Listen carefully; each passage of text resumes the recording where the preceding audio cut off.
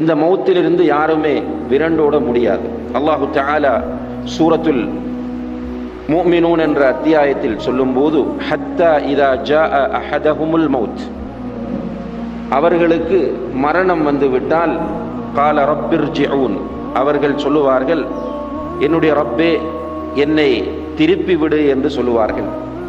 கண்ணியத்திற்குரிய சகோதரர்களே, நபிகள் நாயகம் ஸல்லல்லாஹு அலைஹி வஸல்லம் அவர்கள் ஒரு நாள் ஒரு அன்சாரி தோழருடைய ஜனாசா நல்லடக்கத்திலே கலந்து கொள்வதற்காக வேண்டி சென்றிருக்கிறார்கள்.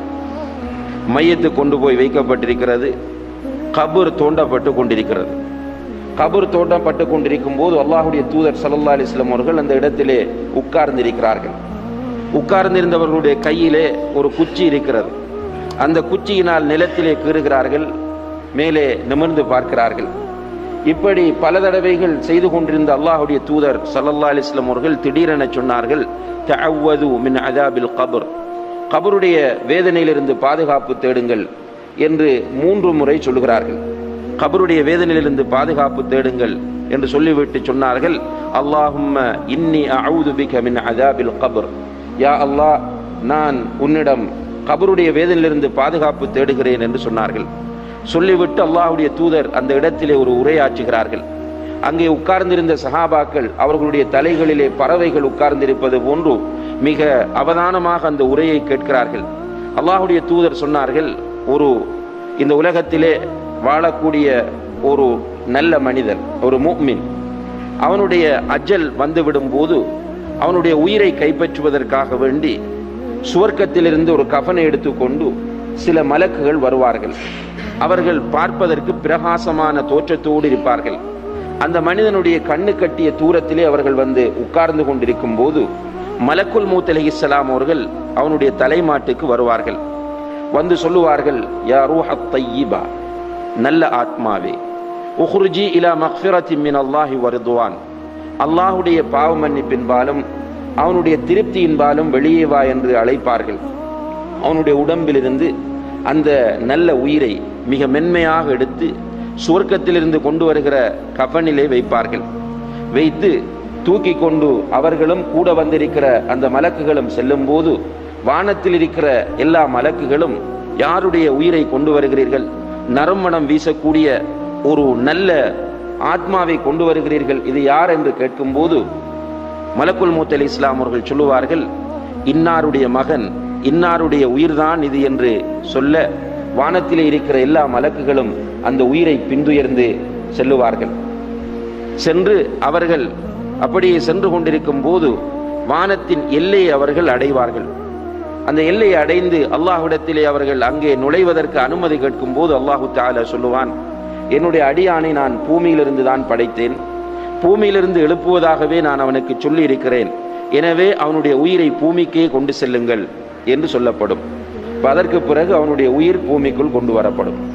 இதே நேரத்திலே கண்ணியத்திற்குரிய சகோதரர்களே, ஒரு மனிதன், ஒரு ஃபாஜிர், ஒரு பாவியுடைய அஜல் வந்துவிடும் போது அவனுடைய உயிரை கைப்பற்றுவதற்காக வேண்டி சில மலக்குகள் நரகத்திலிருந்து ஒரு கஃனை எடுத்து வருவார்கள். அந்த மலக்குகள் பார்ப்பதற்கு பயங்கரமான தோற்றத்தோடு இருப்பார்கள். அவர்கள் வந்து இந்த மனிதனுடைய கண்ணு கட்டிய தூரத்திலே உட்கார்ந்து கொள்வார்கள். அப்போது மலக்குல் மௌத் அலைஹிஸ்ஸலாம் அவர்கள் வந்து அவனுடைய தலைமாட்டிலே உட்கார்ந்து கொள்வார்.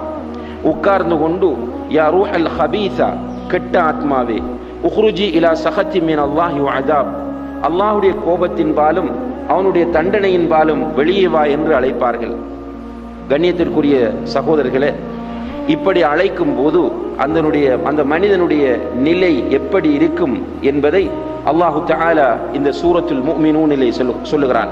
ஹத்தா இதா ஜாஅ அஹதஹுமுல் மௌத், அவர்களில் ஒருவருக்கு மரணம் வரும்போது அவன் சொல்லுவான், ரப்பிர்ஜிஊன், யா அல்லாஹ், என்னை திருப்பி விடு என்று அல்லாஹ்விடத்திலே மன்றாடுவான்.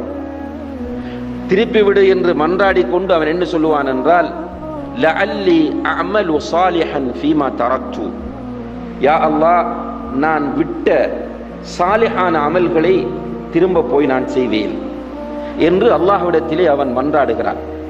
மலக்குல் மௌத் அலைஹிஸ்ஸலாம் அவர்கள், யா ரூஹல் ஹபீஸா உஹ்ருஜி இலா சஹத்தி மின் அல்லாஹி வ அஸாப், கெட்ட ஆத்மாவே, அல்லாஹுடைய கோபத்தின்பாலும் அவனுடைய தண்டனையின்பாலும் வெளியே வா என்று அழைக்கும் போது அவன் சொல்லுகிறான், யா அல்லாஹ், என்னை பிற்படுத்து, என்னுடைய உயிரை எடுத்து விடாமல் திருப்பி விடுமாறு இவர்களுக்கு சொல்லு, நான் ஏற்கனவே செய்யாமல் இருந்த சாலிஹான அமல்களை செய்வேன் என்று அல்லாஹ்விடத்திலே மன்றாடுகிறார்.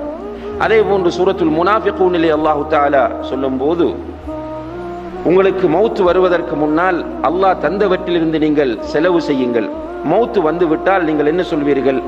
ரப்பி லௌலா அഖர்தனி இலா அஜலின் கரீப் ஃபஅஸ்ஸதக வஅகும் மினஸ் சாலிஹீன்.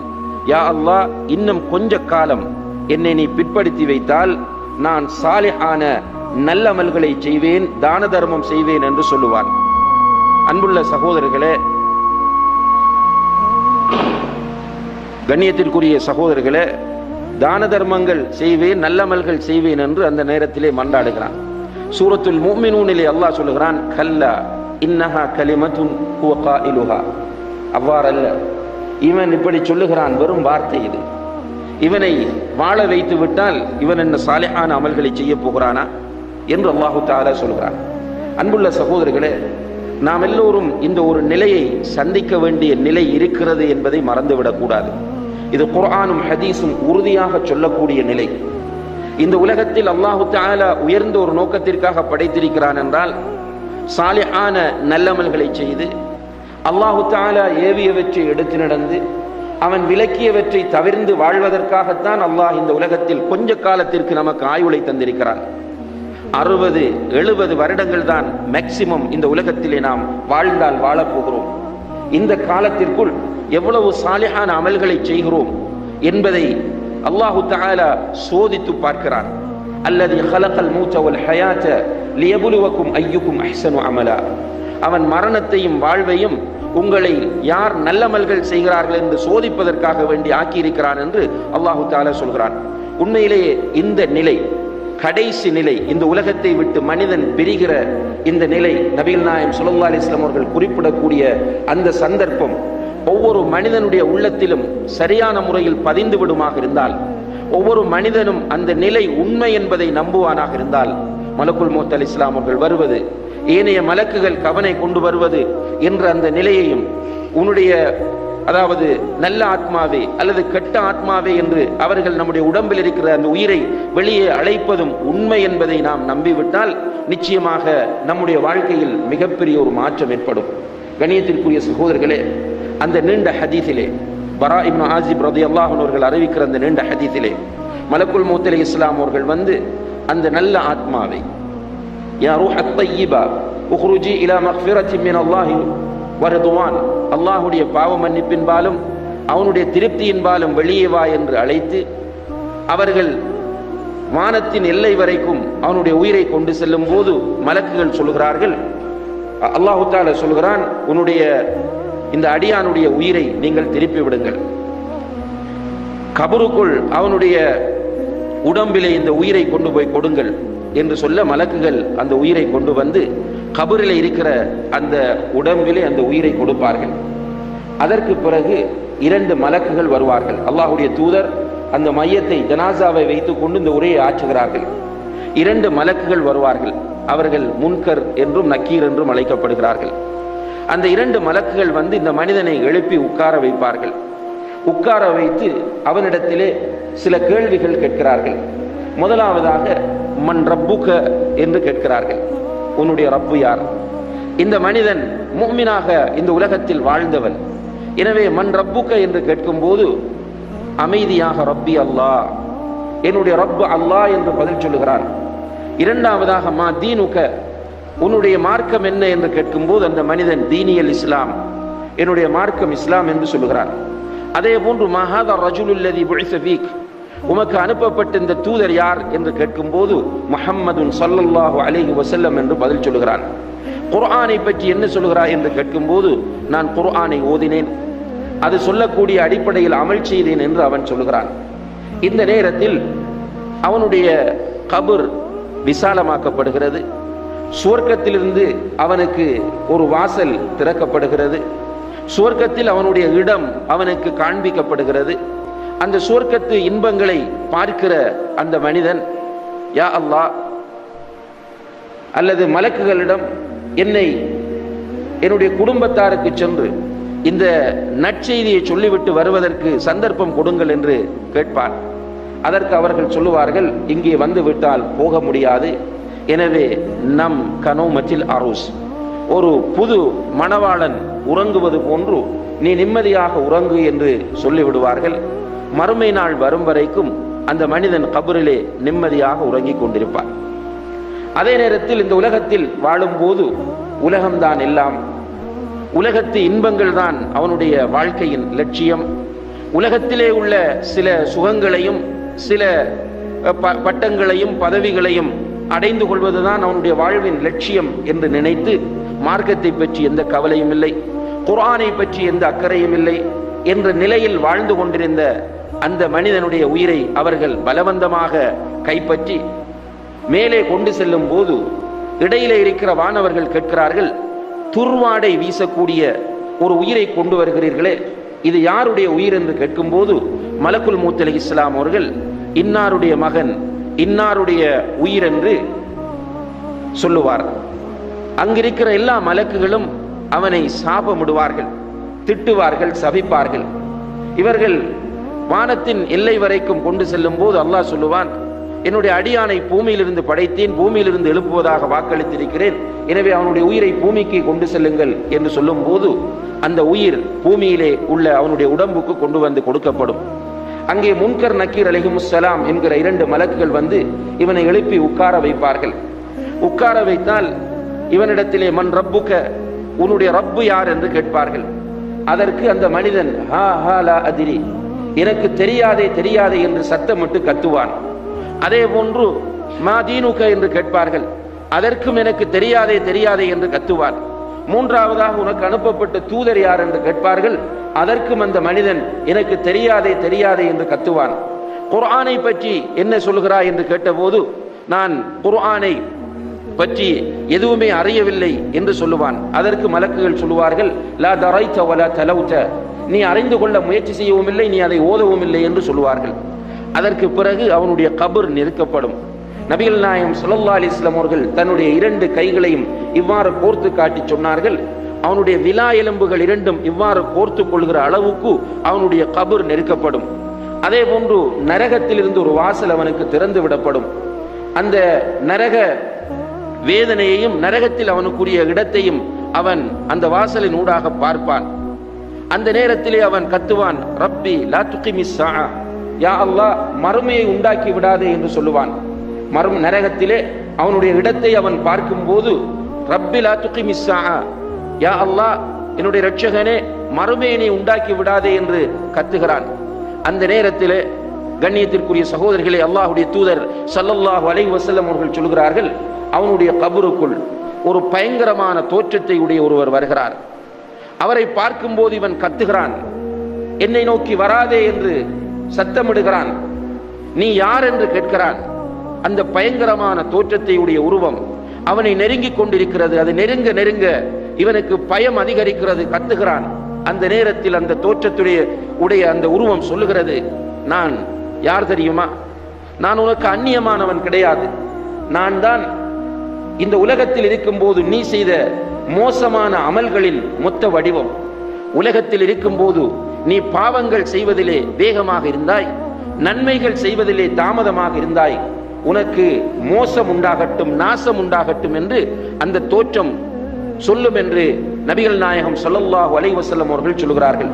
மறுமை நாள் உண்டாகும் வரைக்கும் இந்த நிலையை அந்த மனிதன் கபரிலே அனுபவித்துக் கொண்டிருக்க வேண்டிய ஒரு துர்ப்பாக்கியமான நிலை உருவாகும் என்பதை நபிகள் நாயகம் ஸல்லல்லாஹு அலைஹி வஸல்லம் அவர்கள் அந்த உரையிலே சொல்லி முடிக்கிறார்கள்.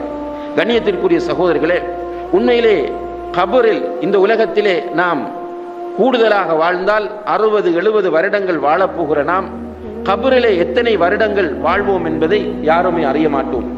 மறுமை நாள் உண்டாகும் வரைக்கும் கபரிலே நாம் வாழ்ந்தாக வேண்டி இருக்கிறது.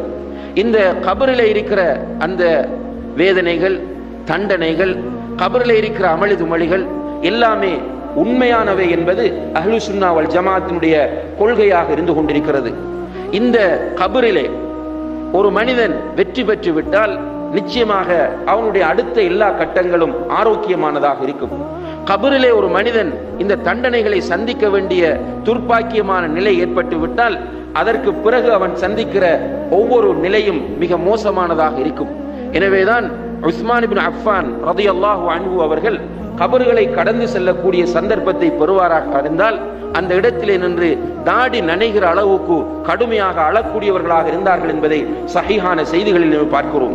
அவர்களிடத்திலே சிலர் கேட்பார்கள், நீங்கள் நரகத்தை பற்றி பேசினால் இந்த அளவுக்கு அழமாட்டீர்கள், ஆனால் கபரை பற்றி பேசினால் இவ்வளவு கடுமையாக அழுகிறீர்களே ஏன் என்று கேட்கும் போது உஸ்மான் ரலியல்லாஹு அன்ஹு அவர்கள் சொல்லுவார்கள், ஒரு மனிதன் தன்னுடைய மரணத்திற்கு பிறகு சந்திக்கிற முதலாவது இடம் இந்த கபர் ஆகும். இந்த கபரிலே ஒரு மனிதன் ஈடேற்றம் பெற்று விட்டால் நிச்சயமாக அவனுடைய எல்லாமே சீராக அமையும். இந்த கபரிலே ஒரு மனிதன் அகப்பட்டு கொண்டால், மாட்டிக்கொண்டால் அதற்கு பிறகுள்ள எல்லாமே கேள்விக்குறியாக மாறிவிடும் என்று சொல்லி அழுவார்கள் என்பதை நாம் பார்க்கிறோம். நபிகள் நாயகம் ஸல்லல்லாஹு அலைஹி வஸல்லம் அவர்கள் இந்த கபருடைய வேதனையிலிருந்து பாதுகாப்பு தேடி இருப்பதை பல்வேறு ஹதீஸ்களில் நாம் பார்க்கிறோம். குறிப்பாக ஒவ்வொரு தொழுகையிலும் அத்தஹியாத், இரண்டாவது அத்தஹியாத் ஓதி முடிந்த பிறகு நபி ஸல்லல்லாஹு அலைஹி வஸல்லம் அவர்கள் சில விஷயங்களிலிருந்து நமக்கு பாதுகாப்பு தேடுமாறு சொன்னார்கள். அதிலே ஒன்றுதான் வ அஊது பிக மின் அஸாபில் கப்ர், கபருடைய வேதனையிலிருந்து யா அல்லாஹ் உன்னிடம் நான் பாதுகாப்பு தேடுகிறேன் என்று பாதுகாப்பு தேடுமாறு நபிகள் நாயகம் ஸல்லல்லாஹு அலைஹி வஸல்லம் அவர்கள் நமக்கு கற்றுத் தந்தார்கள். உண்மையிலே அல்லாஹ்வுடைய தூதர் ஸல்லல்லாஹு அலைஹி வஸல்லம் அவர்கள் சொல்கிறார்கள், லௌலா அல்லா ததாஃபனு, நீங்கள் இந்த கபர்களுக்குள் அடக்கம் செய்யப்பட மாட்டீர்கள் என்ற ஒரு நிலை இருந்திருந்தால் லதஅவுதுல்லாஹ அன் யுஸ்மிஅக்கும் மின் அஸாபில் கப்ர் அல்லதி அஸ்மா, இந்த கபருக்குள் நடக்கிற இந்த அமளிதுமளிகளையும் வேதனைகளையும் நாம் செவிமடுக்கிறேன், அதை உங்களுக்கும் கேட்க செய்யுமாறு அல்லாஹ்விடம் பிரார்த்தித்திருப்பேன் என்று அல்லாஹ்வுடைய தூதர் ஸல்லல்லாஹு அலைஹி வஸல்லம் அவர்கள் சொல்கிறார்கள். உண்மையிலே அந்த வேதனைகளையும் அந்த சத்தங்களையும் நாம் செவிமடுப்போமாக இருந்தால் இந்த உலக வாழ்க்கை நமக்கு சிரமமானதாக, சாத்தியமற்றதாக மாறிவிடும் என்கிற காரணத்தினால் தான் அல்லாஹ்வுடைய தூதர் அவ்வாறு பிரார்த்திக்காம விட்டார்கள் என்பதை நமக்கு சொல்லி காட்டுகிறார்கள். உண்மையிலேயே கபர் என்பது மிக பயங்கரமான ஒரு இடமாகும். இம்மா ரௌதத்தும் மின் ரியாதில் ஜன்னா அவ் ஹுஃப்ரத்தும் மின் ஹுஃபரின் நீரான், நரக படுகொலிகளில் ஒன்றாக அல்லது சுவன பூங்காக்களில் ஒன்றாக இந்த கபர் அமையும் என்பதை நாம் புரிந்து கொள்ள வேண்டும். எனவே நம்முடைய கபருடைய வாழ்க்கை சீராக அமைய வேண்டுமாக இருந்தால் சில அடிப்படையான செய்திகளை இந்த உபதேசத்தின் மூலம் நபிகள் நாயகம் ஸல்லல்லாஹு அலைஹி வஸல்லம் அவர்கள் நமக்கு சொல்லித் தருகிறார்கள். அதிலே முதலாவது விஷயம், நம்மிடத்திலே கேட்கப்படக்கூடிய அந்த கேள்விகளுக்கு இந்த காலத்தை பயன்படுத்தி நாம் தயார் செய்து கொள்ள வேண்டும் என்பது. கண்ணியத்திற்குரிய சகோதரர்களே, உண்மையிலேயே நாம் இப்போது பரீட்சைகள் நடைபெறுகிற ஒரு அல்லது பரீட்சைகள் நடந்து முடிந்த ஒரு காலத்திலே இருந்து கொண்டிருக்கிறோம். பாடசாலையிலே நம்முடைய பிள்ளைகள் படிக்கும் போது பரீட்சைகளுக்கு அவர்களை தயார்படுத்துவதற்கு வீட்டிலே பெற்றோர்கள் காட்டக்கூடிய பிரயத்தனங்கள் நிறைய பார்க்கிறோம். குறிப்பாக முக்கியமான பரீட்சைகள் என்று வரும்போது பெற்றோர் பிள்ளைகளுக்காக துஆ செய்கிறார்கள். என்னென்ன வசதிகள் எல்லாம் செய்து கொடுக்க வேண்டுமோ அத்தனையும் செய்கிறார்கள். ஏனென்றால் அந்த பரீட்சையிலே என்னுடைய பிள்ளை சித்தியடைந்து விட வேண்டும் என்பதற்காக வேண்டி நாம் இந்த உலகத்தில் வாழக்கூடிய எல்லா மனிதர்களும் முதல் சந்திக்க வேண்டிய மிக முக்கியமான பரீட்சை கபரிலே நடைபெறப் போகிற பரீட்சை தான். அந்த பரீட்சையை நடத்துகிற அதாவது பரீட்சையை நடத்தக்கூடியவர்கள் யார் என்று கேட்டால் முன்கர் நக்கீர் என்ற இரண்டு மலக்குகள். அவர்களை ஏமாற்ற முடியாது. அந்த இடத்திலே நாம் வேறு தவறான முறைகளிலே பதில் சொல்ல முயற்சி செய்ய முடியாது. ஆம் அல்லது இல்லை என்கிற பதில் தான் அங்கே வர வேண்டி இருக்கிறது. அங்கே பிரதானமாக கேட்கப்படக்கூடிய 4 கேள்விகளை அல்லாஹ்வுடைய தூதர் ஸல்லல்லாஹு அலைஹி வஸல்லம் அவர்கள் நமக்கு அடையாளப்படுத்துகிறார்கள். முதல் கேள்வி மன் ரப்புக, இரண்டாவது கேள்வி மா தீனுக, மூன்றாவது கேள்வி மா ஹாதா ரஜுலு அல்லதி புஇஸ ஃபீக் அல்லது மன் நபியுக, நான்காவது கேள்வி குர்ஆனை பற்றிய கேள்வி.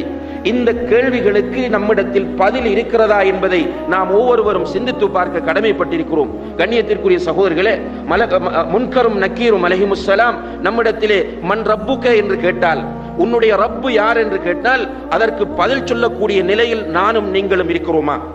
நம்மிடத்திலே இப்போது ஒருவர் வந்து உன்னுடைய ரப்பை பற்றி உமக்கு தெரியுமா என்று கேட்டால் ஆம் எனக்கு தெரியும் என்று சொல்லக்கூடிய அளவுக்கு ரப்பை பற்றி அறிவோடு நானும் நீங்களும் இருக்கிறோமா என்ற கேள்வியை ஒவ்வொருவரும் கேட்டு பார்க்க கடமைப்பட்டிருக்கிறோம். என்னிடத்தில் நீங்கள் பொய் சொல்லலாம், உங்களிடத்தில் நான் பொய் சொல்லலாம், என்னை நீங்கள் ஏமாற்றலாம், உங்களை நான் ஏமாற்றலாம், ஆனால் மலக்குகளை யாரும் ஏமாற்ற முடியாது. அங்கே மன் ரப்புக என்று கேட்கும் போது என்னுடைய ரப் அல்லாஹ் என்று நாம் பதில் சொல்ல வேண்டுமாக இருந்தால் ரப்பை பற்றி நமக்கு தெரிந்திருக்க வேண்டும். அல்லாஹ் யார், அவன் எப்படிப்பட்டவன், அவனை பற்றி அவன் அல் குர்ஆனிலே என்ன சொல்கிறான், அவனை பற்றி அவனுடைய தூதர் முஹம்மது ஸல்லல்லாஹு அலைஹி வஸல்லம் அவர்கள் ஹதீஸ்களிலே என்ன சொல்கிறார்கள் என்பதை கட்டாயமாக படிக்க வேண்டும். அல்லாஹ் தஆலா அல் குர்ஆனிலே சூரத்து முஹம்மது என்ற அத்தியாயத்திலே சொல்லும்போது ஃபஅலம் அன்னஹு லா இலாஹ இல்லல்லாஹ், அல்லாஹ்வை தவிர வணக்கத்திற்குரிய உண்மையான கடவுள் வேறு யாரும் இல்லை என்பதை நீ அறிந்து கொள் என்று அந்த அறிவை அல்லாஹு தஆலா வலியுறுத்துகிறான். அல்லாஹ்வை பற்றி அறியுமாறு அல் குர்ஆனில் 30 இடங்களுக்கு மேலாக அல்லாஹு தஆலா வலியுறுத்துகிறான். அல்லாஹ்வை நீ அறிந்து கொள், அல்லாஹ் யார் என்பதை நீ தெரிந்து கொள், அல்லாஹ் ஹபீர் என்பதை அறிந்து கொள், அல்லாஹ் ஹக்கீம் என்பதை அறிந்து கொள், அல்லாஹ் ரஹீம் என்பதை அறிந்து கொள், அல்லாஹ் அலா குல்லி ஷைஇன் கதீர் என்பதை அறிந்து கொள், அறிந்து கொள், அறிந்து கொள் என்று அல்லாஹு தஆலா குர்ஆனில் 30ற்கு மேற்பட்ட இடங்களில் அல்லாஹ்வை அறிவதை நமக்கு வலியுறுத்துவதை பார்க்கிறோம். அல்லாஹ்வை பற்றி எந்த ஞானமும் நம்மிடத்திலே கிடையாது. அரசியல் ஞானம் இருக்கிறது, பொருளியல் ஞானம் இருக்கிறது, விஞ்ஞான ஞானம் இருக்கிறது. உலகத்தில் உள்ள எல்லாவற்றை பற்றி கேட்டாலும் உடனடியாக துணிச்சலாக ஆணித்தரமாக பதில் சொல்லக்கூடிய அளவுக்கு, ஆதாரங்களோடு பதில் சொல்லக்கூடிய அளவுக்கு அறிவிருக்கிறது. அல்லாஹ்வை பற்றி நம்மிடத்திலே கேள்வி கேட்டால் மேலும் கீழும் பார்க்கக்கூடிய நிலையிலே இந்த உலகத்திலே இருக்கிறோம். மார்க்கத்தை பற்றி அறிவதற்கான எந்த ஒரு முக்கியத்துவமும் நம்முடைய வாழ்க்கையில் கிடையவே கிடையாது சகோதரர்களே. ஒரு சிலர் சகோதரர்கள் இல்லாமல் ரஹிம ரப்பி, அல்லாஹ் அருள் புரிந்த, அல்லாஹ் அன்பு காட்டக்கூடிய ஒரு சிலர் சகோதரர்களை தவிர பெரும்பாலானவர்களுக்கு இந்த மார்க்கத்தை பற்றி, அல்லாஹ்வை பற்றி அறிந்து கொள்ள வேண்டும் என்ற எந்த விதமான கவலையுமே கிடையாது. எத்தனை வகுப்புகள் நடத்துகிறார்கள் அல்லாஹ்வை அறிந்து கொள்வதற்காக. அகீதா வகுப்புகள், குர்ஆன் வகுப்புகள், ஹதீஸ் வகுப்புகள். யார் அதற்கு முக்கியத்துவம் கொடுக்கிறார்? பள்ளிவாசலிலே ஜும்மாவுக்கு பிறகு எழும்பி அறிவிக்கிறார்கள், வளமையாக நடைபெறுகிற தஃப்சீர் கிளாஸ் இந்த தினத்திலே நடக்கும் என்று சொல்கிறார்கள். யார் காது கொடுத்து கேட்கிறார்? யாருக்கு சொல்லப்பட்டதாக யார் நினைக்கிறார்? யாரோ 4-5 பேர் இந்த பள்ளிவாசலோடு தொடர்பாக இருப்பார்கள். அவர்களுக்குரிய ஒரு அறிவித்தலாக எல்லோரும் நினைத்துவிட்டு போய்விடுகிறோம். அல்லாஹ்வை பற்றி அறிவதற்கு நம்மிடத்தில் இருக்கிற முக்கியத்துவம் அவ்வளவுதான். ஒவ்வொரு சீசனுக்கும் அரசியல் வரும்போது பத்திரிகை படிப்பதை, டிவி பார்ப்பதை, ரேடியோ கேட்பதை, மீட்டிங்களிலே கலந்து கொள்வதை வாஜிபாக ஆக்கி இருக்கிற இந்த சமுதாயம் அல்லாஹ்வை பற்றி அறிவதற்கு கொடுக்கிற முக்கியத்துவத்தை வெள்ளிக்கிழமைகளில் கூட பார்க்கலாம். நம்முடைய சமுதாயத்தில் வெள்ளிக்கிழமைகளிலே ஜும்மா தொழுகை என்பது ஃபர்து ஐன் என்பது அறிந்திருக்கிற இந்த சமுதாயத்தில் எத்தனை பேர் உரிய நேரத்திற்கு பள்ளிவாசலுக்கு வந்து இந்த ஜும்மா தொழுகையிலே கலந்து கொண்டு ஹுத்பாவிலே சொல்லப்படும் போதாவது அல்லாஹ்வை அறிந்து கொள்ள வேண்டும் என்ற முயற்சி செய்கிறார்கள்? கிடையாது. வீட்டிலே சும்மா உட்கார்ந்திருக்கிறார்கள். குளிப்பதற்காக வேண்டி டவலை போட்டுக்கொண்டு சும்மா உட்கார்ந்திருக்கிறார்கள். பிரஷ் பண்ணுவதற்காக பிரஷை கையிலே எடுத்துக்கொண்டு சும்மா உட்கார்ந்திருக்கிறார்கள். ஒரு வேலையும் இல்லாமல் வீட்டில் உட்கார்ந்திருக்கிறார்கள். ஜும்மாவுக்கு ஹத்தீப் மிம்பருக்கு ஏறும்போது பார்த்தால் 10 பேர் 15 பேர். ஆனால் மாஷா அல்லாஹ் பள்ளிவாசல் கட்ட வேண்டும், 1500 பேருக்கு பள்ளிவாசல் கட்ட வேண்டும், 2000 பேருக்கு பள்ளிவாசல் கட்ட வேண்டும். யார் அந்த 2000 பேர் என்று கேட்டால், இகாமத் சொல்லும் போது பள்ளிவாசலுக்கு வந்திருக்கிற அந்த 2000 பேருக்காக வேண்டி 2 கோடி ரூபாய் செலவழித்து பள்ளிவாசல் கட்ட வேண்டும் என்பதிலே இந்த சமுதாயம் சண்டை பிடித்துக் கொண்டிருக்கிறது. ஆனால் அல்லாஹ்வை அறிந்து கொள்வதற்காக வாராந்தம் நடத்தப்படக்கூடிய வகுப்புகள் அல்லது மாதாந்தம் நடத்தப்படக்கூடிய வகுப்புகள் அல்லது கண்டிப்பாக வலியுறுத்தப்பட்டிருக்கிற இந்த ஜும்மா தொழுகையிலாவது கலந்து கொள்கிறார்களா என்றால் இல்லை. அல்லாஹ் எந்த அளவுக்கு வலியுறுத்துகிறான் என்றால், இதா நூதிய லிஸ்ஸலாத்தி மின் யௌமில் ஜும்ஆ ஃபஸ்அவு இலா திக்ரில்லாஹி வதருல் பை. வெள்ளிக்கிழமை தினத்திலே ஜும்மாவுக்கான அழைப்பு விடுக்கப்பட்டு விட்டால் அல்லாஹ்வை திக்ர் செய்வதற்காக, அல்லாஹ்வை பற்றி பேசுவார்கள். அந்த பேச்சிலே நீங்கள் கலந்து கொள்வதற்காக வேண்டி உடனடியாக விரைந்து வாருங்கள். சஅய் என்கிற சொல்லை பயன்படுத்துகிறான். இந்த சஅய் என்கிற சொல்லை நீங்கள் ஹஜ்ஜிலே அறிந்திருப்பீர்கள். சஃபா மர்வாவுக்கு இடையிலே தொங்கோட்டம் ஓடுவதற்காக வேண்டித்தான் இந்த சஅய் என்கிற சொல்லை நாம அறிந்து வைத்திருக்கிறோம். அல்லாஹு தஆலா அந்த சொல்லை இங்கே பயன்படுத்துகிறான். ஃபஸ்அவு இலா திக்ரில்லாஹ், அல்லாஹ்வை பற்றி பேசுவதற்காக, அல்லாஹ்வை நினைவுபடுத்துவதற்காக, அல்லாஹ்வை பற்றி பேசுவதை கேட்பதற்காக விரைந்து செல்லுங்கள். வதருல் பை, வியாபாரத்தில் நீங்கள் ஈடுபட்டால் வியாபாரத்தை உடனே விட்டு விடுங்கள். கண்ணியத்திற்குரிய சகோதரர்களே, எல்லா இமாம்களும் இந்த குர்ஆன் வசனத்தை ஆதாரமாக வைத்து ஏகோபித்து கருத்து வேறுபாட்டுக்கு அப்பால் சொல்லக்கூடிய செய்தி என்ன தெரியுமா? வெள்ளிக்கிழமை இமாம் மிம்பருக்கு ஏறிவிட்டால் அதற்கு பிறகு வியாபாரம் செய்வது ஹராமாகும். ஜும்ஆ கடமையானவர்கள் வியாபார நடவடிக்கைகளில் ஈடுபடுவது ஹராம், தெளிவான பாவம். இதிலே மாற்று கருத்தில்லை. அவசியமான நம்முடைய பொருளாதாரத்தை ஈட்டுவதற்கு தேவையான வியாபாரத்தில் ஈடுபடுவதே ஹராம் என்றால், வீட்டிலே உட்கார்ந்து பேசிக் கொண்டிருப்பதற்கும், சந்திகளிலே நின்று பேசிக் கொண்டிருப்பதற்கும், கடை தெருக்களிலே நின்று பேசிக் கொண்டிருப்பதற்கும் இஸ்லாம் அனுமதி தருமா? அதிலும் சாதாரணமாக எடுத்துக்கொள்ளாதீர்கள். பெரும்பான்மை மாற்று மதத்தவர்களை கொண்ட ஒரு நாட்டிலே வாழக்கூடிய நமக்கு வெள்ளிக்கிழமை தினங்களிலே இந்த ஜும்மா தொழுகையிலே கலந்து கொள்ள வேண்டும் என்பதற்காக வேண்டி பாடசாலைகளை நேர காலத்தோடு கலைக்கிறார்கள். மாணவர்கள் வருவதற்கு முன்னால் ஆசிரியர்கள் பாடசாலையிலிருந்து வெளியே வந்து விடுவார்கள். ஜும்மாவுக்கு போக வேண்டும். எத்தனை பேர் ஜும்மாவுக்கு உரிய நேரத்திற்கு வந்து உட்கார்கிறார்கள்? எல்லா அரசு நிறுவனங்களிலுமே கண்டிப்பான உத்தரவு இருக்கிறது. முஸ்லிம்களை வெள்ளிக்கிழமை தினத்தில் ஜும்மா தொழுகைக்கு செல்வதற்கு அனுமதி கொடுக்க வேண்டும் என்று. இப்படி நமக்கு அல்லாஹு தஆலா சலுகையையும் வசதியையும் ஏற்படுத்தி தந்திருக்கும் போது இதை பயன்படுத்தாமல் என்ன செய்தோம்? தாமதமாக வந்த சகோதரர்களிடத்திலே கேட்கிறேன். இமாம் மிம்பருக்கு ஏறும்போது இங்கே வராமல் லேட்டாகி வரக்கூடிய சகோதரர்களிடம் கேட்கிறேன். நீங்கள் கோபப்பட்டாலும் பிரச்சனை இல்லை. இந்த கேள்வியின் யதார்த்தத்தை நீங்கள் கபரிலே புரிவீர்கள். மறுமையிலே இந்த கேள்வியின் பெருமதியை நீங்கள் புரிந்து கொள்வீர்கள். அதனால் நீங்கள் கோபித்தாலும், நீங்கள் போகும்போது என்னை திட்டிக் கொண்டு போனாலும் பிரச்சனை இல்லை. கேட்கிறேன், நீங்கள் இங்கே வருவதற்கு முன்னால் என்ன செய்து கொண்டிருந்தீர்கள்? உங்களுடைய மனைவி சீரியஸாக இருந்து ஹாஸ்பிட்டலுக்கு கொண்டு சென்றீர்களா? உங்களுடைய பிள்ளை ஒரு ஆபத்தான கட்டத்தில் இருந்து அவனை பாதுகாப்பதற்காக முயற்சித்தீர்களா? உங்களுடைய வீடு எரிந்து கொண்டிருந்தது, அந்த வீட்டை அணைப்பதற்காக வேண்டி நீங்கள் தாமதமானீர்களா? இப்படியான காரணங்கள் இருந்தால் ஜும்மாவுக்கு வருவதற்கு நீங்கள் தாமதிக்கலாம். அல்லது நீங்கள் பயணத்தில் இருந்தீர்களா? வீட்டிலே சும்மா உட்கார்ந்திருந்தவர்கள் அனைவருமே நிச்சயமாக அல்லாஹ்விடத்திலே கடுமையான கேள்விகளுக்கு உட்படுத்தப்படுவீர்கள் என்பதை மறந்து விடாதீர்கள். வெள்ளிக்கிழமை தினங்கள் அல்லாஹு தஆலா நமக்கு தரக்கூடிய, அவனை பற்றி அறிவதற்கு தரக்கூடிய மிக முக்கியமான ஒரு தினமாக இருந்து கொண்டிருக்கிறது.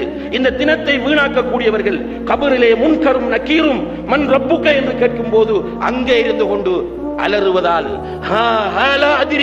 எனக்கு தெரியாது என்று கத்துவதால் என்ன பிரயோசனம் சகோதரிகளே? யார் கபருக்குள் வந்து உதவி செய்ய போகிறார்கள்? உங்களுடைய பெற்றோர் வருவார்களா? பிள்ளைகள் வருவார்களா? நண்பர்கள் வருவார்களா?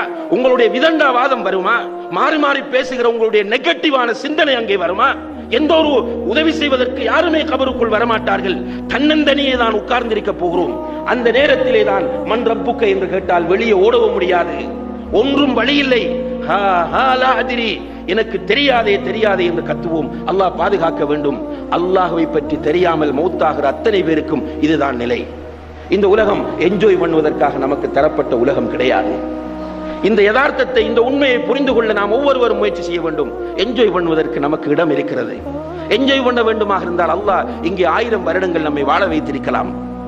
ஜஸ்ட் அல்லாஹு தஆலா நமக்கு தந்திருப்பது 50, 60, 70 வருடங்கள் தான். அதுவும் மௌத்துகள் திடீரென ஏற்படுகின்றன. எந்த நேரத்திலும் மௌத் ஏற்படக்கூடிய சூழ்நிலைகளை நாம் வாழ்ந்து கொண்டிருக்கிறோம்.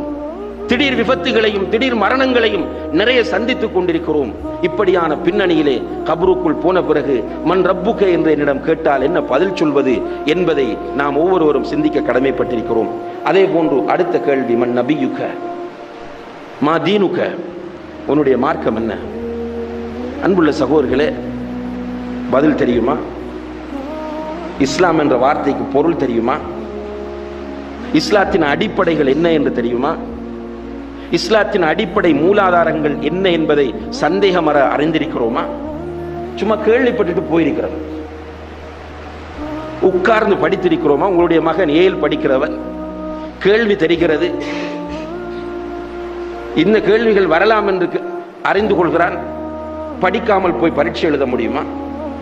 கேள்விப்பட்டவைகளையும் பாடசாலையில் அப்போது ஏதோ சொல்லிக் கொடுத்ததை நினைவில் வைத்துக் கொண்டு எழுத முடியுமா? இல்லை. அவன் சிலபஸ் எடுக்க வேண்டும், உட்கார்ந்து படிக்க வேண்டும், பாடமாக்க வேண்டும், அதை கிரகிக்க வேண்டும், எவ்வளவு வேலைகள் செய்ய வேண்டும். அதுபோன்றுதான் இஸ்லாம் என்பதை படிப்பதற்காக வேண்டி உட்கார வேண்டும். அதனுடைய அடிப்படைகள் என்ன என்பதை தெரிய வேண்டும். அதற்கு தியாகம் செய்ய வேண்டும், முயற்சி செய்ய வேண்டும். அதே போன்று மஹாத ரஜுலுல்லதி புஇஸ ஃபீக், உமக்கு அனுப்பப்பட்ட தூதர் யார் என்று கேட்டால் அல்லாஹ்வுடைய தூதரை பற்றி சொல்லக்கூடிய அளவுக்கு நம்மிடத்தில் அறிவிருக்கிறதா? அல்லாஹ்வுடைய தூதரின் பெயர்கள் என்ன என்று தெரியுமா? அல்லாஹ்வுடைய தூதருக்கு எத்தனை மனைவிமார் என்று தெரியுமா? அல்லாஹ்வுடைய தூதருக்கு எத்தனை பிள்ளைகள் என்று தெரியுமா? அல்லாஹ்வுடைய தூதரின் பிள்ளைகள் யார் யார் என்று தெரியுமா? அல்லாஹ்வுடைய தூதர் மக்காவில் எவ்வளவு காலம் வாழ்ந்தார்கள், மதீனாவில் எவ்வளவு காலம் வாழ்ந்தார்கள் என்பது தெரியுமா? மக்காவில் வாழும் போது அல்லாஹ்வுடைய தூதர் செய்த தியாகங்கள், அவர்கள் பட்ட கஷ்டங்களை படித்து கண்ணீர் சிந்திருக்கிறீர்களா? எத்தனை சினிமா படம் பார்த்திருக்கிறோம், எத்தனை நாவல்கள் படித்திருக்கிறோம், எத்தனை கதை புத்தகங்கள் படித்திருக்கிறோம். அல்லாஹ்வுடைய தூதர் என்னுடைய உயிரை விடவும் மேலாக நேசிக்கிறேன் என்று போலியாக மக்கள் மத்தியிலே பிதற்றுகிற நாம் அல்லாஹ்வுடைய தூதரின் சீராவை, அவர்கள் குறைந்தது தூதராக அனுப்பப்பட்டதிலிருந்து மௌத்தாகும் வரைக்கும் உள்ள 23 வருடங்களையாவது நாம் படித்திருக்கிறோமா என்றால் பெரும்பாலும் இருக்காது. எத்தனை பேருடைய வீட்டிலே, எல்லோருடைய வீட்டிலும் குறைந்தது ஒரு சீடியாவது, பட சீடி இருக்கும், ஒரு பாட்டு சீடியாவது இருக்கும், ஏதாவது ஒரு குப்பை சீடியாவது இருக்கும். அல்லாஹ்வுடைய தூதரின் சீராவை பற்றி, வரலாற்றை பற்றி பேசுகிற சீடிகள் எத்தனை பேருடைய வீடுகளில் இருக்கின்றன? எல்லோருடைய வீடுகளிலும் ஏதாவது ஒரு புத்தகம் இருக்கும். கண்ணியத்திற்குரிய சகோதரர்களே, அண்மையிலே தமிழிலே ரஹீகுல் மக்தூம் என்ற ஒரு புத்தகம் நபி ஸல்லல்லாஹு அலைஹி வஸல்லம் அவர்களுடைய சீராவை சொல்லக்கூடியதாக எழுதப்பட்டிருக்கிறது. அருமையான ஒரு புத்தகம். அவர்கள் பிறந்ததிலிருந்து மௌத்தாகும் வரைக்கும் உள்ள வரலாற்றை சொல்லக்கூடிய புத்தகம். நம்மில் எத்தனை பேருடைய வீட்டிலே அந்த புத்தகம் இருக்கிறது? நிறைய நாவல்கள் வைத்திருப்போம், நிறைய கதை புத்தகங்கள் வைத்திருப்போம், குப்பையான புத்தகங்களை வைத்திருப்போம், கவிதை புத்தகங்களை எல்லாம் வைத்திருப்போம், பெரிய பெரிய புத்தகங்களை எல்லாம் அலுமாரிகளிலே வைத்து அழகு பார்ப்போம்.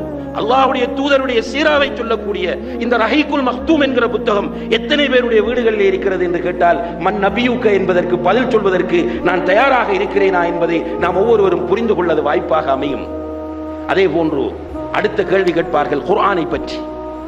அன்புள்ள சகோதரர்களே, எத்தனை பேருக்கு குர்ஆனை ஓத தெரியும்? வரத்திலில் குர்ஆன தர்தீலா என்பது நபிக்கு மட்டும் உரியதா?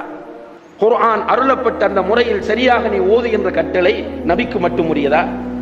குர்ஆன் மதரசாக்களில் ஓதுகிற மாணவர்களுக்கு மட்டும் உரியதா? அல்லது மௌலவிக்காக படிக்கிற அந்த மதரசா மாணவர்களுக்கு மாத்திரம் உரியதா? குழந்தைகளுக்கு மாத்திரம் உரியதா? எனக்கு உங்களுக்கு உரியது இல்லையாது? எத்தனை பேருக்கு நான் கேட்கிறேன், நம்மில் எத்தனை பேருக்கு குர்ஆன் ஓத தெரியும்? கண்ணியத்திற்குரிய சகோதரர்களை, கொஞ்சம் பதில யோசிச்சு பாருங்க. எனக்கு குர்ஆன் ஓத தெரியுமா என்று கேட்டு பாருங்கள்.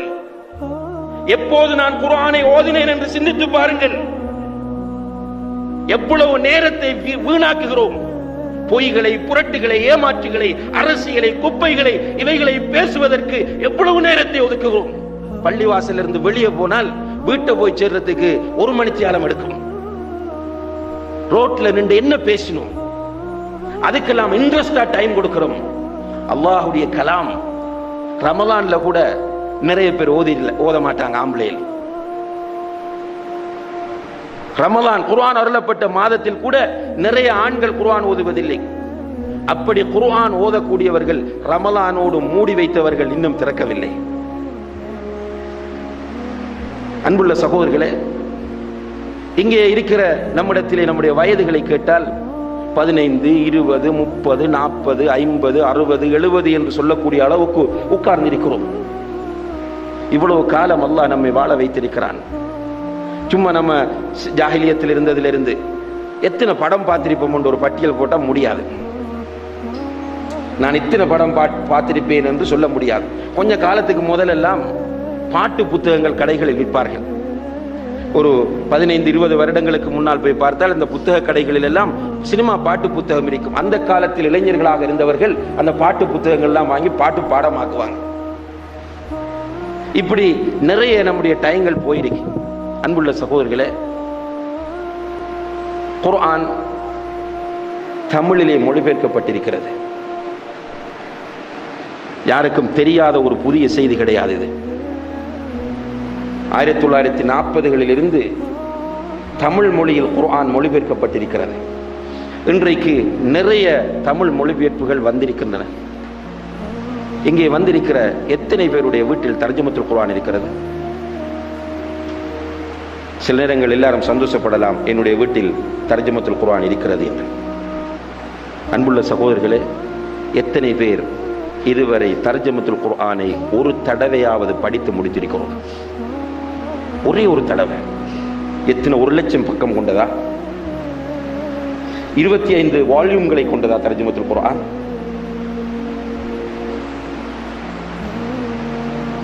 கண்ணியத்திற்குரிய சகோதரர்களே, சும்மா எடுத்து பார்த்தீங்கன்றால் எல்லாம் ஒரு 600, 700, 1000க்கு பக்கங்கள். ஒரு நாளைக்கு ஒரு பக்கம் படித்திருந்தால் 1000 நாட்களில் கிட்டத்தட்ட 3 வருடத்திற்கும் குறைவான காலப்பகுதியில் தர்ஜுமத்துல் குர்ஆனை படித்து முடிச்சிருக்கலாம். ஒரு நாளைக்கு ஒரு பேஜ் படித்திருந்தாங்க. ஒரு பேஜ், ஒரு பக்கம் படிக்கிறதுக்கு 1 மணித்தியாலம் எடுக்குமா? ஒரு 2 நிமிஷம் தான் எடுக்கும். ஒரு நாளைக்கு 2 நிமிடங்கள் செலவு செய்தா 3 வருடத்தில் தர்ஜுமத்துல் குர்ஆன் படித்து முடிச்சிருக்கலாம். எத்தனை பேர் தர்ஜுமத்துல் குர்ஆன் படித்து முடிச்சிருக்கிறோம்? அடுத்தவர்களை குற்றம் சாட்டுவதற்காக கேட்கவில்லை, எனக்கு நான் கேட்கிறேன். நீங்கள் இந்த கேள்வியை வைத்து நான் படித்திருக்கிறானா என்பதை இனம் கண்டு கொள்ளுங்கள். இந்த கபருக்குள்ள போனதுக்கு பிறகு இங்க நம்ம இப்ப புரிகிற தர்க்கம் இருக்கிறதே, விமர்சனம் இருக்கிறதால அவங்க நின்று பிடிக்காத யாரும் வரமாட்டாங்க. இப்ப பயான் முடிஞ்ச உடனே யாராவது போகக்குள்ள எதையும் பேசிட்டு போகலாம். நண்பர்கள் சிலர் நக்கல் அடிச்சுட்டு போவாங்க. நீ எத்தனை தடவை தர்ஜுமா படிச்சிருக்கிறாய், பயான் கேட்டியா, நக்கல் அடிச்சுட்டு போகலாம். கபருக்குள்ள யாரும் வரப்போறல்ல. குர்ஆனை பற்றி நீ என்ன சொல்லுகிறாய்? குர்ஆனை ஓதி இருந்தால், குர்ஆனை படித்திருந்தால், நான் குர்ஆனை ஓதினேன், குர்ஆனை படித்தேன், அதன்படி அமல் செய்தேன் என்று சொல்லுவான். அப்படி இல்லை என்றால் எனக்கு தெரியாது என்று கத்துவான். மலக்குகள் சொல்வார்கள், லா தரைத வலா தலவுத், நீ ஓதவும் இல்லை, அதில் உள்ளதை அறிய முயற்சி செய்யவும் இல்லை என்று மலக்குகள் சொல்வார்கள். அதுக்கு பிறகு கப்ரில் உள்ள அத்தனை வேதனைகளையும் உலகம் அழியும் வரைக்கும் அனுபவிக்க வேண்டி வரும். மஹ்ஷரிலும் வேதனையாக இருக்கும். அல்லாஹு தஆலா அந்த நிலையிலிருந்து பாதுகாக்க வேண்டும். எனவே அன்புள்ள சகோதரர்களே, கபருடைய வாழ்க்கை என்பது உண்மையானது, நிச்சயமானது. யாராவது ஒருவர் கபருடைய வாழ்க்கையை மறுப்பாராக இருந்தால் அவர் முர்த்தத்தாக மாறிவிடுவார். கபரில் ஒரு வாழ்க்கை இருக்கிறது என்பதை ஒருவர் மறுத்தால் அவர் முர்த்தத்தாகி விடுவார். வெளியே சொன்னால் சமுதாயம் அவருக்கு முர்த்தத் பட்டம் கொடுக்கும்.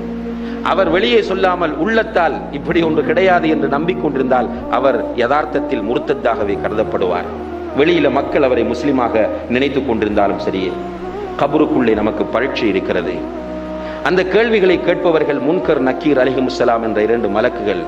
அவர்கள் கேட்கிற பிரதானமான கேள்விகளில் உன்னுடைய ரப்பு யார், உன்னுடைய மார்க்கம் என்ன, உன்னுடைய தூதர் யார், குர்ஆனை பற்றி என்ன சொல்கிறாய் என்பது. எனவே நபிகள் நாயம் ஸல்லல்லாஹு அலைஹி வஸல்லம் அவர்கள் சொல்லக்கூடிய இந்த ஹதீஸில் இருந்து நாம் எல்லோரும் படிப்பினை பெற வேண்டும். நம்மிடத்திலே அவர்கள் வந்து கேள்வி கேட்கும் போது அதற்கு அழகிய முறையில் பதில் சொல்வதற்கு நம்மை நாம் தயார்படுத்திக் கொள்ள வேண்டும். எல்லாம் வல்ல அல்லாஹு தஆலா அதற்கு எனக்கும் உங்களுக்கும் தௌஃபீக் செய்வானாக. வ ஆகிரு தஅவானா அனில் ஹம்துலில்லாஹி ரப்பில் ஆலமீன். அல்ஹம்துலில்லாஹி ரப்பில் ஆலமீன் வல் ஆகிபத்து லில் முத்தகீன் வலா உத்வான இல்லா அலல் ஸாலிமீன் வஸ்ஸலாத்து வஸ்ஸலாமு அலா அஷ்ரஃபில் அன்பியாஇ வல் முர்சலீன் வ அலா ஆலிஹி வ அஸ்ஹாபிஹி அஜ்மஈன். அம்மா பஅத். கண்ணியத்திற்குரிய பெரியோர்களே, சகோதரர்களே, அல்லாஹ்வை அஞ்சிக் கொள்ளுங்கள். அல்லாஹ்வை பயந்து அவனுடைய ஏவல்களை எடுத்து நடப்பதன் மூலமும் அவனுடைய விலக்கல்களை தவிர்ந்து கொள்வதன் மூலமும் தான் நாம் வெற்றி அடைய முடியும். கண்ணியத்திற்குரிய சகோதரர்களே, அல்லாஹ்வுடைய தூதர் ஸல்லல்லாஹு அலைஹி வஸல்லம் அவர்கள் கபருடைய வாழ்வு பற்றி நமக்கு சொல்லக்கூடிய அந்த நீண்ட ஹதீஸிலே அவர்கள் இன்னும் ஒரு மிக முக்கியமான செய்தியை நமக்கு சொன்னார்கள். அதாவது 4 கேள்விகள் கேட்கப்பட்டு அந்த கேள்விகளுக்கெல்லாம் ஹா ஹா லா அத்ரி, எனக்கு தெரியாதே என்று உளரக்கூடிய கத்தக்கூடிய அந்த மனிதனுக்கு நரகத்திலிருந்து ஒரு வாசல் திறக்கப்படும். அவனுடைய கபர் நெருக்கப்படும். அவனுக்கு அங்கே நிறைய வேதனைகள் கொடுக்கப்படும். அதிலே ஒரு வேதனை தான் அந்த மனிதனை நோக்கி ஒரு விகாரமான பயங்கரமான தோற்றத்தையுடைய ஒரு உருவம் வரும். அந்த உருவத்தை பார்த்து இந்த மனிதன் சத்தமிட்டு கத்துவான், என்னிடம் வராதே என்று கூக்குரலிடுவான். அந்த உருவம் அவனை நோக்கி வந்து கொண்டே இருக்கும். வருகிற அந்த உருவம் சொல்லும், நீ வர வேண்டாம் என்று சொல்லுகிறாய், நான் யார் தெரியுமா? நான் தான் நீ இந்த உலகத்தில் செய்த பாவமான செயல்களின் மொத்த வடிவம். நீ உலகத்தில் இருக்கும் போது குந்த சரீஅன் ஃபீ மஅசியத்தில்லாஹ், அல்லாஹ்வுக்கு மாறு செய்வதில் வேகமாக இருந்தாய். பதீஅன் ஃபீ தாஅத்தில்லாஹ், அல்லாஹ்வுக்கு கட்டுப்படுவதிலே நீ தாமதமாக நடந்து கொண்டாய் என்று அந்த உருவம் சொல்லும் என்று நபிகள் நாயம் ஸல்லல்லாஹு அலைஹி வஸல்லம் அவர்கள் சொல்கிறார்கள். இங்கே அல்லாஹ்வுடைய தூதர் ஸல்லல்லாஹு அலைஹி வஸல்லம் அவர்கள் சொல்லக்கூடிய இந்த காட்சி உண்மையானது. அதே நேரத்தில் அவர்கள் சொல்லக்கூடிய கருத்து என்னவென்றால், செய்தி என்னவென்றால், ஒரு மனிதன் இந்த உலகத்தில் இருக்கும் போது நன்மைகள் செய்வதிலே போட்டி போட வேண்டும், வேகமாக இருக்க வேண்டும். தீமைகள் செய்வதிலே அந்த மனிதன் தாமதமாக இருக்க வேண்டும், பின்னோக்கி செல்ல வேண்டும். அதற்கு மாற்றமாக நன்மைகள் செய்வதிலே தாமதமாகவும் தீமைகள் செய்வதிலே போட்டி போடக்கூடியவனாகவும் அவன் இருந்தால் நிச்சயமாக அவனுடைய கபருடைய வாழ்க்கை இருண்ட வாழ்க்கையாக அமைந்துவிடும் என்கிற மிக உருக்கமான ஒரு செய்தியை அல்லாஹ்வுடைய தூதர் ஸல்லல்லாஹு அலைஹி வஸல்லம் அவர்கள் இதன் மூலம் நமக்கு பதிவு செய்கிறார்கள்.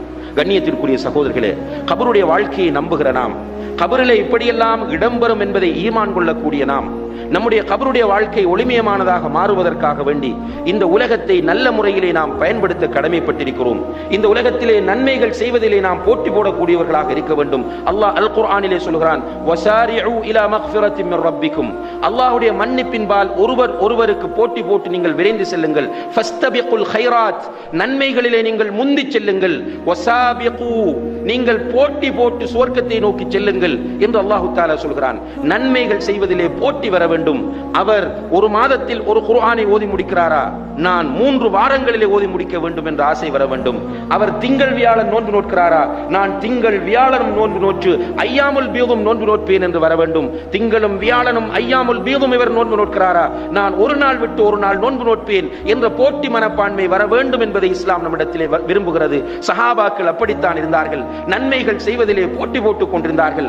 அல்லாஹ்வுடைய தூதரிடத்திலே வந்து சொல்கிறார்கள், யா ரசூலல்லாஹ் ذهب اهل الدثور بالاجور, செல்வந்தர்கள் எங்களை விட நன்மைகளை அதிகமாக செய்து முந்தி விடுகிறார்கள், எங்களிடத்திலே செல்வம் இல்லை, எனவே அவர்களும் நாங்கள் செய்வது போன்றுதான் செய்கிறார்கள், தொழுகிறார்கள், நோன்பு நோட்கிறார்கள், எல்லாம் செய்கிறார்கள். அதே நேரத்தில் அவர்களுக்கு அல்லாஹ் கொடுத்த செல்வத்தின் மூலம் தான தர்மங்கள் அவர்கள் செய்து எங்களை முந்தி விடுகிறார்கள். யா ரசூலல்லாஹ் எங்களுக்கு மாற்று வழி இல்லையா என்று போட்டி போடுகிறார்கள். பெண்கள் வந்து அல்லாஹ்வுடைய தூதரிடத்திலே கேட்கிறார்கள், யா ரசூலல்லாஹ் ஆண்களுக்கு நீங்கள் பள்ளிவாசலிலே வைத்து படிப்பிக்கிறீர்கள், தெருக்களிலே வைத்து படிப்பிக்கிறீர்கள், நீங்கள் விரும்புகிற இடங்களில் எல்லாம் வைத்து அவர்களுக்கு பாடம் நடத்துகிறீர்கள், ஆனால் எங்களுக்கு அப்படி பாடம் நடத்தப்படுவதில்லையே, எங்களுக்கு நீங்கள் ஒரு நாள் பாடம் நடத்துவதற்காக ஒதுக்கி தர வேண்டும் என்று போட்டி போடுகிறார்கள். சஹாபாக்கள் போட்டி போட்டுக் கொண்டிருந்தார்கள். அங்கே உஹது தபூக் யுத்தத்தை நீங்கள் பார்க்கும் போது சஹாபாக்கள் தர்மம் செய்வதிலே போட்டி போட்டார்கள். உஸ்மான் ரலியல்லாஹு அன்ஹு அவர்கள் 1000 தங்க காசுகளை கொடுக்கிறார்கள். உமர் ரலியல்லாஹு அன்ஹு அவர்கள் தன்னுடைய சொத்தில் சரிபாதியை கொடுக்கிறார்கள். அபூபக்கர் சித்திக் ரலியல்லாஹு அன்ஹு அவர்கள் தன்னுடைய வீட்டில் அல்லாஹ்வையும் அல்லாஹ்வுடைய தூதரையும் வைத்துவிட்டு எல்லாவற்றையும் கொண்டு போய் கொடுக்கிறார்கள். அவர்களிடத்திலே நன்மைகளிலே போட்டி வந்தது. இன்றைக்கு நம்மிடத்திலே போட்டி இருக்கிறது. எதிலே போட்டி தெரியுமா? பாவம் செய்வதிலே நீயா நானா என்று முந்தி முந்தி போட்டி போடக்கூடிய நிலை இருக்கிறது. அவன் என்னை பற்றி புறம் பேசினால் அதை விட மோசமாக பேசுவேன், இவன் என்னை பற்றி அவதூறு சொன்னால் அதை விட மோசமாக அவதூறு செய்வேன், அவன் ஹராமான முறையிலே இப்படி உழைக்கிறானா அதை விட கூடுதலாக நான் ஹராமான வழிகளிலே உழைப்பேன் என்ற போட்டி தான் நம்மிடத்திலே இருக்கிறது. அல்லாஹ் பாதுகாக்க வேண்டும். எனவே அன்புள்ள சகோதரர்களே, அல்லாஹ்வின் நல்லடியார்கள், இந்த உலகம் அழியக்கூடியது. இந்த உலகத்திலே நமக்கு தரப்பட்டிருக்கிற ஆயுள் மிக சொற்பமானது. இந்த ஆயுள் எப்போது முடியும் என்பதை ரப்புல் ஆலமீனை தவிர வேறு யாரும் அறிய மாட்டார்கள். எந்த நேரத்திலும் வஃபாத் வரலாம், எந்த நேரத்திலும் மௌத் வரலாம். எனவே மலக்குல் மௌத் அலைஹிஸ்ஸலாம் அவர்களை சந்திப்பதற்கு நாம் தயாராக இருக்க வேண்டும். மலக்குல் மௌத் அலைஹிஸ்ஸலாம் அவர்கள் வரும்போது சுவர்க்கத்திலிருந்து கஃனை கொண்டு வர வேண்டும். நம்மோடு பேசும்போது யா ரூஹத் தய்யிபா உஹ்ருஜி இலா மக்ஃபிரத்தின் மின் அல்லாஹி வ ரிதுவான், அல்லாஹ்வுடைய பாவ மன்னிப்பின்பாலும் அவனுடைய திருப்தியின்பாலும் வெளியே வா என்று நம்முடைய ஆத்மாக்களை அழைக்கக்கூடிய நிலை நம்மிடத்திலே வர வேண்டும். எல்லாம் வல்ல அல்லாஹு தஆலா அதற்கு நம் அனைவருக்கும் தௌஃபீக் செய்வானாக. வ ஆகிரு தஅவானா அனில் ஹம்துலில்லாஹி ரப்பில் ஆலமீன்.